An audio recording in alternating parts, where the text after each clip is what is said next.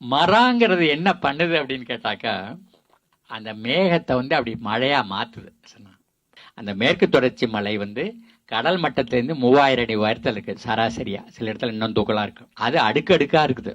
அதுல 200 அடி 300 அடி உயரத்துக்கு மரக்கூட்டம் இருக்குது. அதுல கொடி கிடி செடியெல்லாம் பின்னி கிடக்குது. அப்ப அது என்ன பண்ணுது, அரபிக்கடல்ல இருந்து வர்ற மேகத்தை அது மழையா மாத்துது. மேகங்கிறது என்னன்னா நீர் துளிகளும் கரியும் தூசும் சேர்ந்தது மேகம். அப்ப அது இப்ப நம்ம இந்த இதை நினைச்சிட்டு இப்படி உதர்னேன்னா அப்படி காத்துல போயிட்டு இருக்கும் பாத்தீங்களா, அதான் திவலைகள். அந்த திவலைகளை வந்து இன்னும் கொஞ்சம் தண்ணியை தெளிச்சிங்கன்னா கனமாயது கீழே இறங்கும். அப்ப இந்த மரக்கூட்டம் வந்து இன்னும் கொஞ்சம் தண்ணியை தருது.